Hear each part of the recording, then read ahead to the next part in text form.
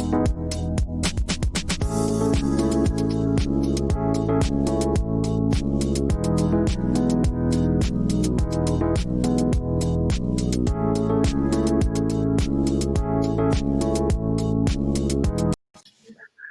morning, and thank you for joining Behind the Gavel with Jason today. I'm really excited to be joined by my guest, Liz. Where's the right button to hit? That's the right button to hit. Liz Lidgett with Liz Lidgett Gallery Design. Liz, thank you so much for joining us today. Thanks for having me. We're going to be talking about affordable art and the selling the myth of art has to be expensive to be good. Yeah, so true. Yeah, if you're watching us today, if you have questions, please post them below.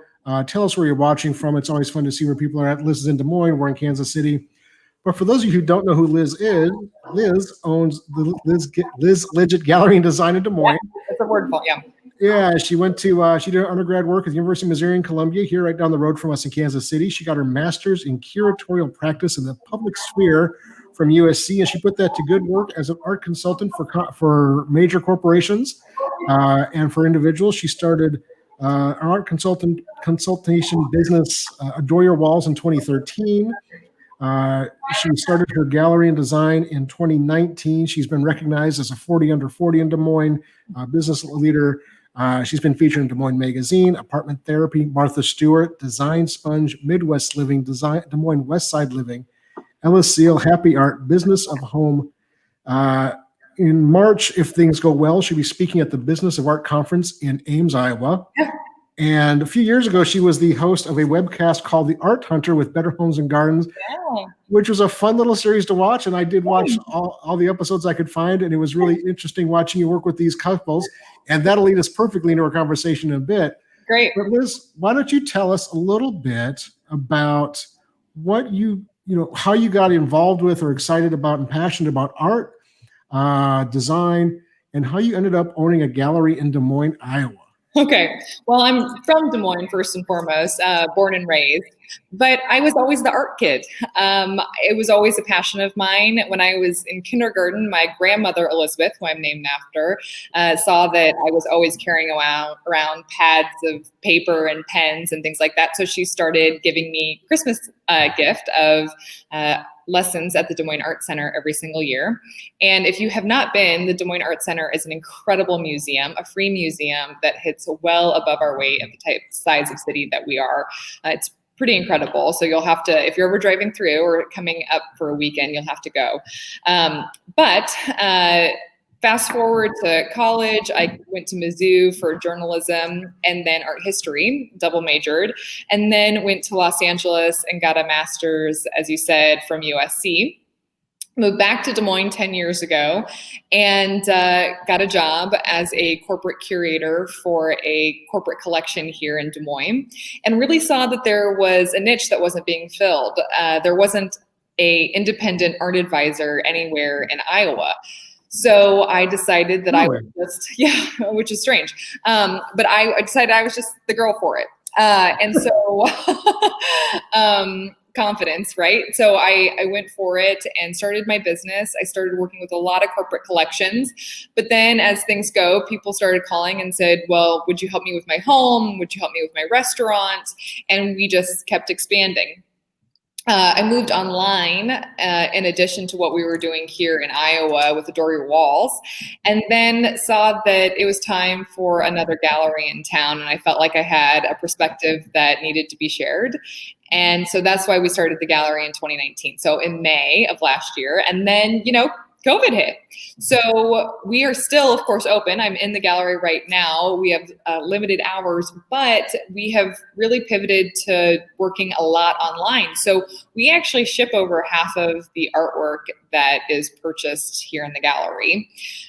We have a couple of specific things that happen here with this gallery. We try and be incredibly welcoming. Our very first show was called Welcome. We want to be able to help people at any point of their art collecting. So whether you're starting a collection or you're building one, we really want to be able to help educate, answer questions.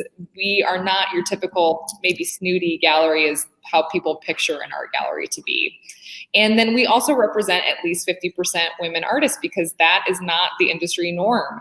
And so it's something that we are very proud of. Very cool. Very Yeah, cool. that's kind of the gallery in a nutshell. Yeah, and the 50% female artists is a really important topic that I'm thinking you and I are going to get along really well, and I want to have you kind of talk about that and other things. Yeah. We got to know each other a little bit through Instagram mainly. Liz is good friends with Gwen. I have to make Arista. And so I've seen Liz's stories on there, and a lot of the things that you talked about in your stories. I'm like, oh, I've talked about these things before. Yeah. But having somebody else's opinion on it be outstanding. Yeah, absolutely. And I have to agree with you 100% about the Des Moines Arts Center. I was blown Isn't it away. fabulous? Yeah, it's wonderful.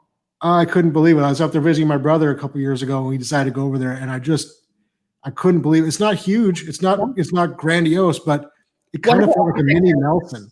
Yeah. We're spoiled here in Kansas City with the Nelson, but it was the work there is so good. Yeah, thank you. Yeah, it's a wonderful. It's very, very special to the city, but to me in particular, because it was really I was an intern there in college, so it really helped shape what I get to do and what I got to be around as a kid, and then in my art history classes, seeing so many of them being like owned by the Des Moines Art Center, that was a huge thing for me. Right. And being like, oh, I've spent time with this work, which was really cool. And people don't understand, and we will ramble a little bit in our conversation. I think spending time with works is so important. Yes. I talk a lot on Instagram, even how to view a work, really like standing back and then getting as close as a guard will let you. And then really looking from side to side, because even the sides and the different perspectives can really change the way that you see and understand a work. And then spending more time with it. There's a national movement called slow art, where you actually spend some time with art, because in a museum, they say that you spend on average like 4 seconds with a piece of artwork. So what happens when you can spend a minute with it or 10 minutes with it? Right. Absolutely. You get a new understanding. And I love the idea of looking at it from the sides and all angles, especially you have an artist in your gallery right now, I think, who's doing dots, but they're like almost mountain peaks of paint. Oh yes, Logan Ledford. Yes, absolutely. And it just her work is so different, because from the side you can see that it's almost like sculptural painting. So yeah, I agree. You would miss out on those like really special little things if you don't give it as much of a 360 view as you can. And as well, like paint, it's never 100% the same. Like it does move over time. Oh, absolutely. Yeah. I mean, the way that a work can change, especially depending on how it's been kept. I mean, you probably see that all of the time. Most of the time I'm seeing it, I'm in the primary market. So this is coming straight from an artist gallery. But when you're working with it, you're on the secondary market. So what does it mean? How has the light affected it? Has it been next to a window? What kind of light has been on it? How has it been stored? Did they smoke? Yeah, exactly. Oh yeah, absolutely. I mean how was it framed? Was it, that matting was so acidic in the 80s and 90s. And so it can just eat through a piece of artwork, unfortunately. Yeah. So we see that a lot, where you've got matte burns around the edges of paperwork. Yeah, it's crazy. It's really fun, and I love spending time with and around artwork. It's one of the reasons I founded my company, because I want to play with art all day long, and I get to do it now. Yeah. So we talked about the idea of today's show was, expensive art versus realistic art. The headlines: $450 million for Salvator Mundi, $110 million for Jean Michael Basquiat. Yep. Kevin Bacon triptych selling for 140. I mean, ridiculous numbers. Yeah. And it can be really intimidating to people thinking about buying art, because that's all they see and hear. It's what makes the headlines. Absolutely. I mean, that kind of money, I always say, I call it monopoly money. Like, it's not real money. Right.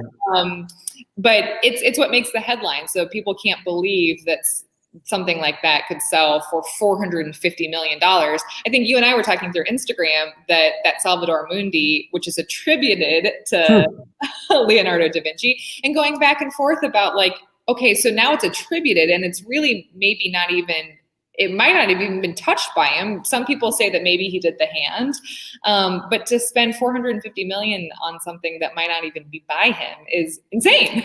Right. There's some great conspiracy theories about that, the whole scenario. Yeah. I'm sure there'll be movies made about it that'll be fascinating to watch in the future. But the idea of it, and I guess we can talk a little bit more about expensive art. I think there's more to a piece of artwork than the price tag, right? If that really is of a course. piece, then it has tremendous value to a gallery, to a museum. Absolutely. Right? Yes. People will travel to that from around the world to see it. Yeah. And it's an investment in a commodity more than it is an appreciator of the art. I mean, they have to be both. Mm-hmm. But for people that you and I generally work with, deal with, communicate with, that's a different world. It's a different world. It's a completely it's like a different universe, even. Even the museums that you and I work with, because I'm sure you deal with museums, and I know that I have sold to and sold for. It's not monopoly money to them. They have very defined budgets and endowments. Yes. Yes. So what are some things that people getting past that idea of 6, 7, 8 figures for a painting, even 5 figures? How can people just feel comfortable with art? What should they be looking for? Okay.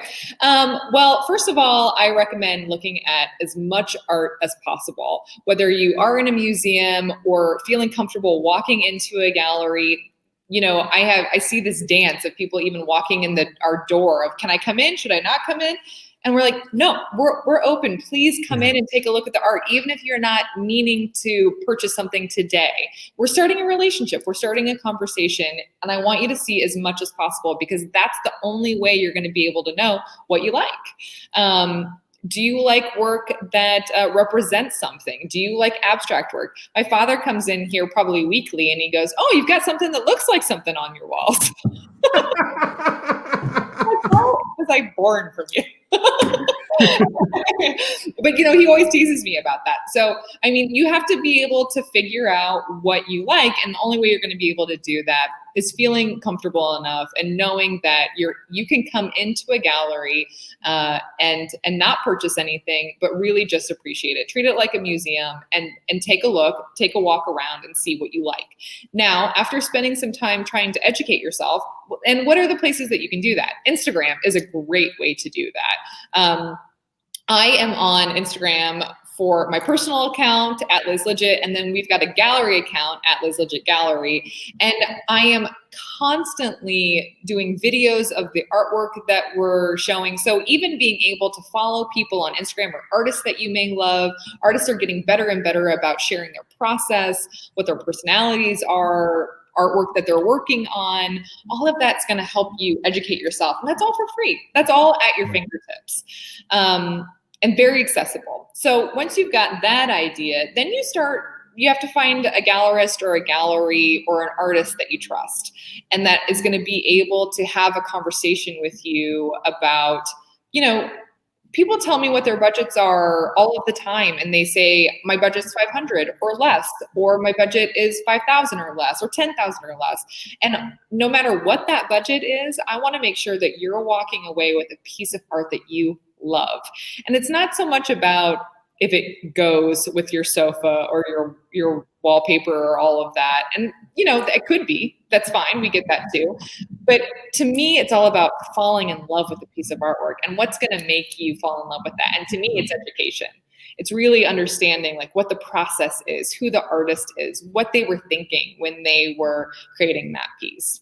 So you've got to find a gallery or something that you can talk to that is not going to make you feel like you're any less of a person if you're new to this. Right. I think you touched on a couple of really important parts there. I think the other thing about Instagram in particular, and I spend a lot of time there as well, is inspiration. Yeah. Like there are so many women like Gwen or people like Gwen out there, antique dealers, designers, decorators, who put up amazing, you know, pictures of spaces they've worked with or are working on. And, you know, art is all individual, but you can certainly want to find something just like it. Exactly. And you can almost always find something just like it at any price point. Yeah.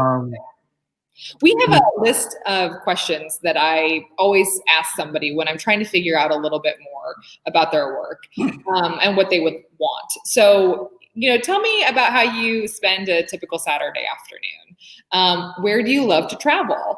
I mean, all of those things are, to me, those questions come together and those answers help me understand who they are, what their family is like. Are they a more traditional, formal type of home? Is it a little bit more casual? Is it something that needs to be framed because a soccer ball may be kicked around the room? You know, like there's all kinds of things that I try and think about when I'm talking to a client who's looking for artwork. And the thing that I think is interesting is that, sure, I have a gallery behind me with white walls, but that's not how people live. So how is this artwork going to live with you in your home, and it's going to work the best for your space? Just because it's like this now doesn't mean I would love to see some crazy colors behind it. I'll turn my computer a little bit. We also paint this our back wall a different color because I love being able to show artwork on color because that's how people live. Absolutely. Absolutely. And I think, the show you did, The Art Hunter. Oh, yeah. They showed you asking a few of these questions, and I thought it was really a great way to start that relationship. Thanks. I think one of the questions you asked was, how do you live in the space? Yeah. And that's so important to be able to understand what we're going to be dealing with and what's going to be best for you. I don't want you to walk away with something thinking, well, I heard this is good art, but it's not for me. So I bought it. No, that's not what I want. That's not what I want. I want you to truly love it and trust that hopefully our aesthetic level is everything in here is going to be good enough on that side of things. Let's find you something that you love. Well, and I think people should, it's nice to have a piece of artwork appreciate and value. Like we all like that, but that's not a reason to buy art. Agreed. That's a reason to deal in art. Yeah. Well, great point. Yeah. But it's not a reason to collect it. Art purchases be driven by passion and by aesthetic and by just what it does to you emotionally. I mean, I think that's the biggest difference between art and pictures is that art should communicate to you. A picture takes up space on a wall.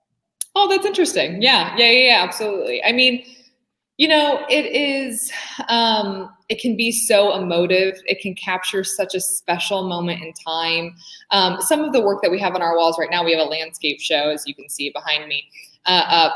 But there are these really special moments of rural Midwestern scenes that we have all probably driven by 1 million times. But that artist stopped, saw something special in that exact moment that nobody else would. And that's what I'm so excited about some of the work that we have on right now, that, we have a piece that has a row of rural mailboxes, stuff that we have driven by so often, but he saw something in that moment and thought it was special enough to live on forever.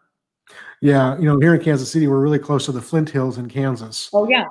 And it's, like you said, the artists take the time to assimilate and to just take that image and that feeling and put it onto canvas for all of us to enjoy. And I think and a picture of that space is great and the place is great, but there's something about the interpretation of it that says something that can't be said otherwise. We talked about price a little bit. Why don't we talk more about that? You talked about people going to the budget of 500 less or 5,000 less.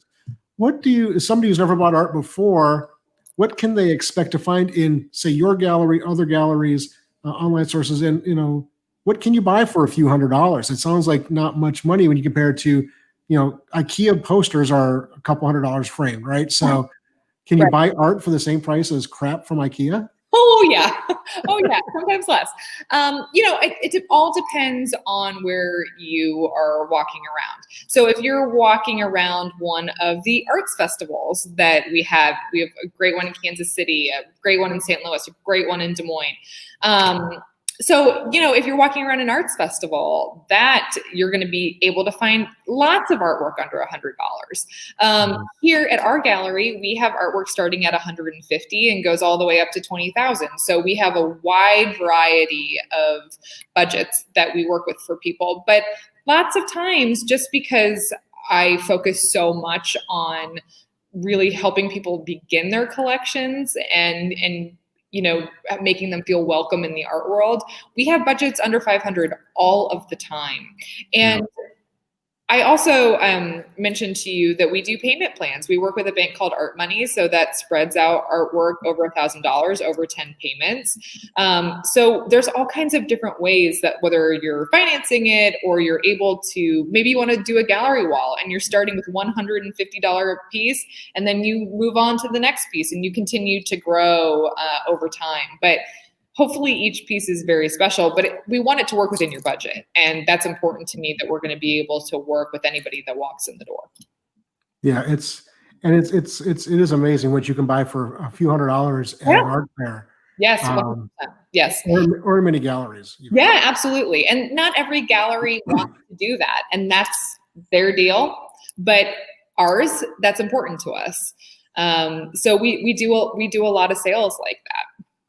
Yeah, and I think even and part of it's geography, right? Like you can't have a wall of art for under $500 in New York City. You just can't afford that space. Yeah, really, yeah. Because that wall is costing you $8,000 a month, and you can't sell 50 paintings off of it. Right.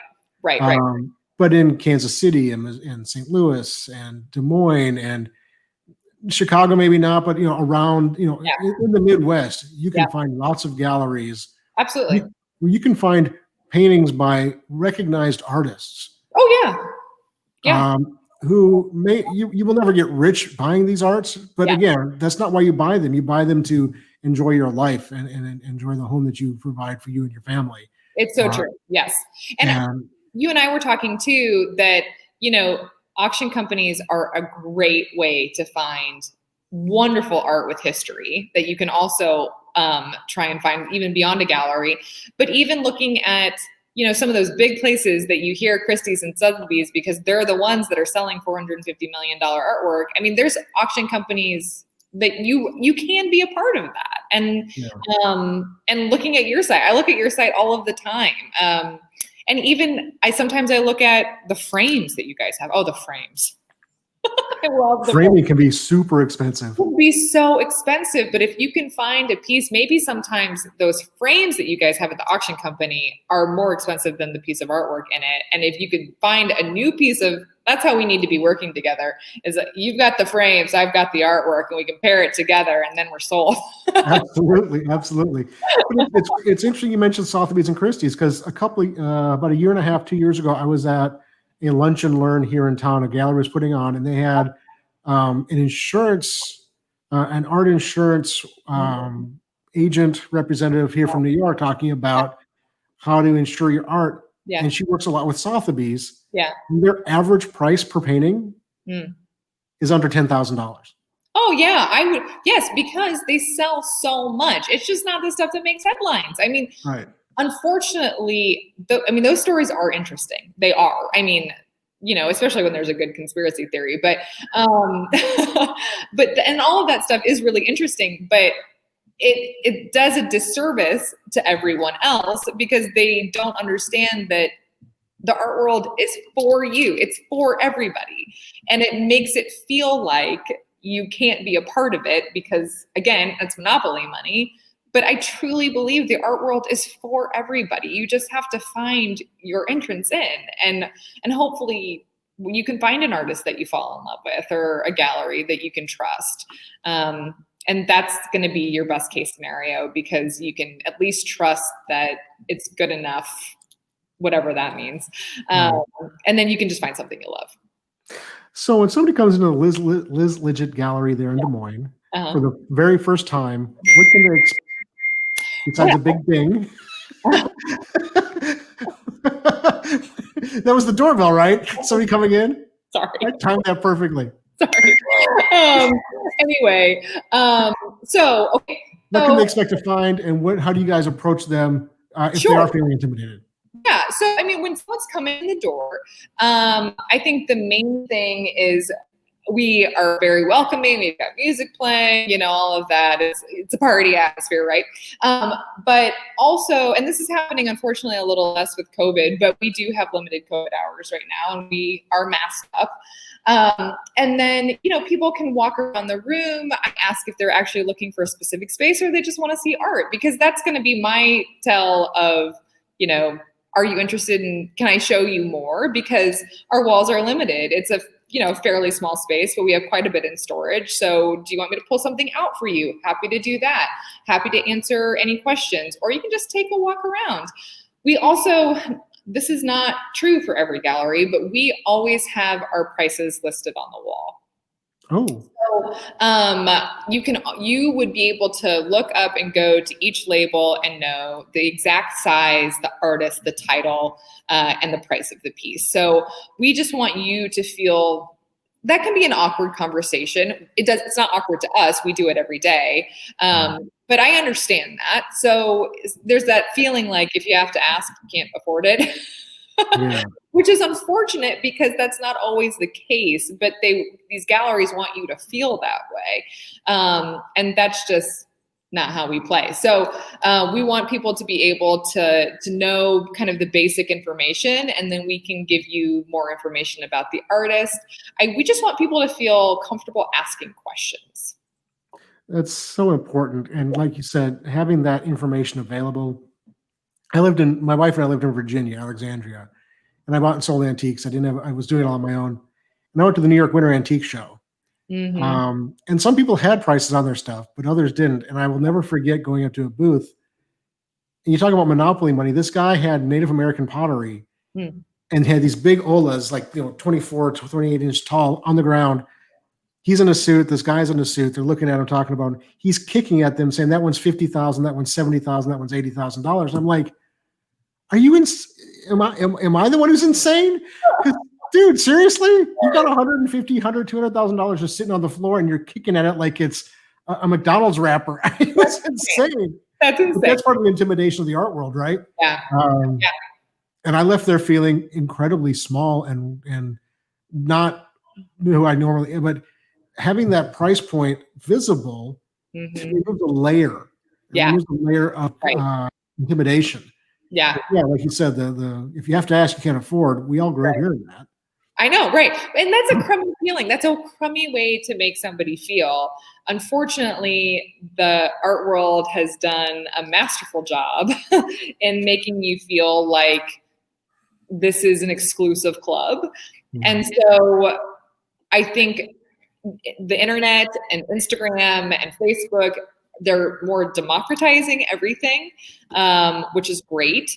But then I hope that when I'm doing an art talk on Instagram, or I'm showing you the artwork and I'm being very upfront with who the artist is and what the price is and all of those things, I hope that it just is making small dents at that shell that has been created over time. And we talk about it a lot, is that, there's a lot of kind of hinky, weird things about the art world sometimes that has made people feel like it's not for them. But we tried to just do it right here. Yeah. That's like, it's one of those things where it's like, that you can raise your kids right. You can't worry about all the other kids in the world, but you can raise your own right. And you can do it right with your business. And we tried to create a little art world utopia, not only for our clients, but for our artists too, because it's on the reverse side of things as well, is that sometimes these practices are not advantageous for the artist either. So we look at the fact that we've got two types of clients. We've got our artists that we treat like family, and our clients that we try and treat like family. But there's two sides of that world, and then we're in between trying to manage all of those conversations. Yeah, and I think COVID has actually done more to democratize the art world than anything. Like you can't have a gallery, you can't have the big shows, you can't have Art Basel. Yeah. And so a lot of these pieces, the prices had to be online because you just couldn't do it otherwise. So that's been, and there are definitely absolutely artists and works that are worth a lot of money. Oh yeah. Oh yes. There's no doubt about that. But there are also artists and works that have value but aren't expensive. And I think that's one of the great things. Wonderful way to put that. Yeah, that's a way to put that. And there's so many online viewing rooms, and to me, that stuff makes my eyes kind of cross. It's not so interesting, but it is another way to be able to see lots and lots of artwork right now, which is a good thing. Well, and I think for you and I, whether it's art or with us, the estates, I see it all day, every day. So to go look at more of it, But for people who are looking to buy for their homes, it's a great way, and it's a diversion for them, whereas it's more work for us. Great point. Great point. Um, Yeah, that's so, yeah, so people watching, I want to give Liz a minute here, but we're talking to Liz Lidgett Gallery Design up in Des Moines. LizLidgett.com is the website. If you have questions for Liz or her gallery specifically, you can email her hello at lizlidgett.com or give her a phone call at 515-288-8990. Or you can always find her on Facebook, Pinterest, and I know she's very active on Instagram because I see her there every day. Yeah. Liz, before I kind of wrap up the show in a minute, I'd like to surprise my guests at the end with two different things. Okay. We're in the holiday season, and even though it's been a crazy year and not very good in many ways, but great in others, I like to ask my guests what they're thankful for this year, especially this time of year. Mm-hmm. And then also anything else that we didn't have a chance to talk about in and around our conversation or about the art world in general that you want to share with viewers. Go ahead and let us know. Go ahead and do that for us. And here we go. Sorry, my phone just keeps ringing. Anyway, what I'm thankful for. Okay. Honestly, I'm so thankful for my health, my kids. They're 2.5 and 5 months old. So I just had a baby girl. And my loving, wonderful husband. But then also that I get to come here every day. Oh, I just keep doing this. I'm sorry. I'm so thankful for the fact that I get to come here every single day. It is this beautiful, wonderful, bright gem in the world of all that's going on. And a lot of people are struggling right now. And I feel very thankful that we've been able to continue on. And what was the other question? What else? Never feel like you can't ask, whether it's for me in this gallery or you're walking into another gallery. I'm going to empower you right now to be able to ask the questions you want to ask about a piece of artwork, whether it's an artist or a gallery. And I just want you to feel like you can be a part of the art world because you belong here. You belong to be a part of this and you deserve to have original artwork on your walls. Absolutely. Beautifully said. And I agree completely. Ladies and gentlemen, thank you. Liz, thanks for joining us. Ladies and gentlemen watching, if you have any questions for Liz or myself, you can always post them below here or send us an email at info@kcauctioncompany.com. You can give us a phone call at 816-283-3633. And again, you're watching Behind the Gavel with Jason. Today's guest was Liz Lidgett. Next week, I'll be talking to Tim Luke about appraisals. Tim is an early Antiques Roadshow appraiser. And he has gone on to be an appraiser for many, many years, and excited to talk to Tim next week about all that. Liz, thank you so much for joining me today, and look forward to meeting you in person sometime when I come to Des Moines. I'm definitely going to swing by the Liz Lidgett Gallery. And folks, if you're watching and you're in the Midwest, I got to tell you, Des Moines is surprisingly strong in the art world. It is. They don't get much recognition outside of Des Moines, but like she said, the Des Moines Art Center, the galleries, there's a ton of public art, sculpture all over town. And it's definitely worth a trip to Des Moines if you're interested in art, to see what they have there in Des Moines. Liz, thank you so much for joining us. Have a great weekend.